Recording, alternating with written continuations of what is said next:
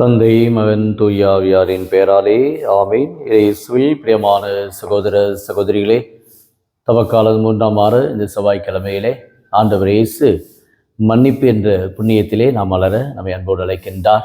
மன்னிக்க தெரிந்த உள்ளம் மாணிக்க கோயிலப்பா என்ற பாடல் வரிகளுக்கு ஏற்ப இன்றைக்கு மன்னிக்கின்ற பொழுது மன நிறைவை பெறுகின்றோம். மன்னிப்பு என்ற இந்த வரத்திலே நாம் வாழுகின்ற பொழுது மன மகிழ்ச்சியை பெறுகின்றோம், உறவை பெறுகின்றோம்.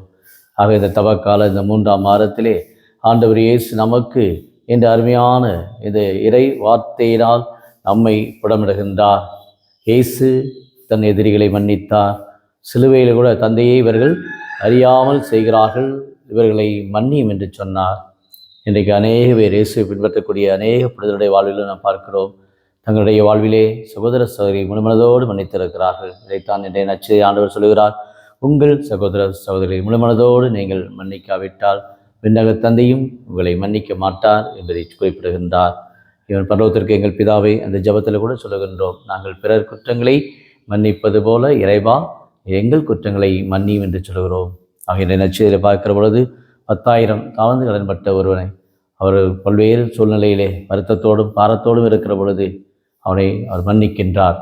ஆனால் தன்னிடத்திலே 100 தெனாரியத்தோடு கடன் பெற்றிருக்கிற அவனை மன்னிக்க முடியாமல் அவன் கழுத்தை நெரிக்கின்றார்.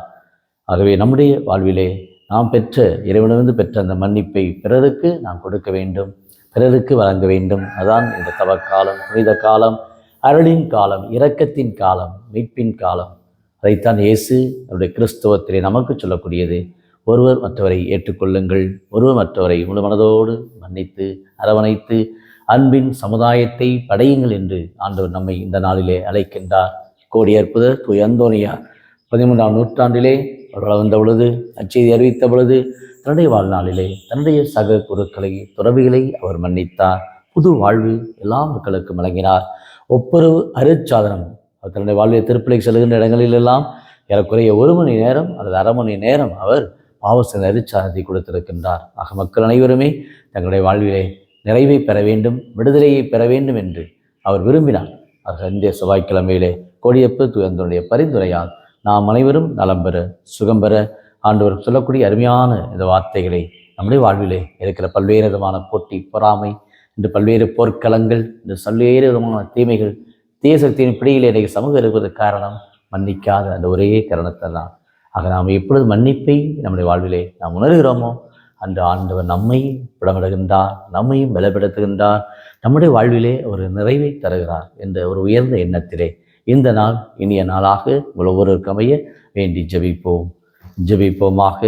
அன்பின் பரலோக பிதாவே, அப்பா இயேசுவே, அருமையான இந்த நாளுக்காக நன்றி கொடுக்கிறோம். கொடியற்ப தூய் அந்தோனியார் அவருடைய பரிந்துரையால் இன்றைக்கு அநேக மக்கள் இன்னைக்கு வேண்டி ஜெபிக்கின்றார்கள். இந்த செவ்வாய்க்கிழமையிலே அந்தோனியாரே எங்களுடைய வாழ்வுக்கு ஒளி விளக்கே என்று ஜெபிக்கிற ஒவ்வொரு குடும்பத்திற்கும் நீரே ஆண்டவருமாக எச்சருமாக மீட்புறமாக இருந்து அன்று எத்தனையோ மக்களுடைய உள்ளங்களிலே இந்த மன்னிப்பு வரத்தை கொடுத்தீரே. அப்பா இயேசுவே, புனித வழியிலே தூய வழியிலே நடப்பதற்கு உம்முடைய வழிகாட்டுதலை நானே உலகின் ஒளி, நானே நல்ல ஆயன் என்று சொல்லி எல்லா மக்களையுமே அன்பால் அரவணைக்கின்ற ஒரு சமுதாயத்தை படைக்க விண்ணரசை சுட்டிக்காட்டி எல்லா மக்களுடைய உள்ளத்திலுமே அன்பை விதைத்தீரே, இரக்கத்தை விதைத்தீரே. வழி அல்ல, மாறாக இரக்கத்தையே நான் விரும்புகிறேன் என்று சொன்ன அன்பு, அந்த இரக்கம், அந்த கருணை, அந்த பரிவு போன்ற நற்பண்புகள் இந்த யூடியூபில் ஜெபிக்கிற அநேக குடும்பத்தார் ஏதோ தங்களுடைய வாழ்விலே அந்த இரக்கத்தை பெற, அன்பை பெற.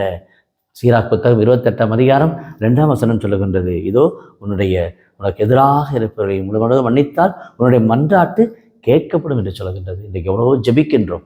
இன்றைக்கு முதல் வாசகத்தில் பார்க்கிறோம் அருமையான அந்த தானியேலுடைய அந்த அசிரியாவுடைய அந்த ஜபத்திலே இன்றைக்கு நாம் பங்கெடுப்போம் என்று சிறையிலே பவுலடியார் ஜெபித்தார். இவ்வாறாக நிறைய மக்கள் இயேசுடைய அந்த அன்பிலே ஜெபித்தது போல இன்றைக்கு ஜெபிக்கிற ஒவ்வொரு உள்ளங்கள், யூடியூபில் ஜெபிக்கிற அநேக குடும்பத்தார் இன்றைக்கு ஒவ்வொருவருக்கும் அமைதியும் நட்புறவும் நிறைவாய் கொடுத்து ஒவ்வொரு மன்னித்து வாழக்கூடிய அருளையும் ஆசிரியம் ஒவ்வொரு குடும்பத்திற்கும் இதனாலே கொடுக்கும்படி வழி நடத்தும்படி கிறிஸ்து வழியாக உம்மை மன்றாடுகிறோம். ஆமீன்.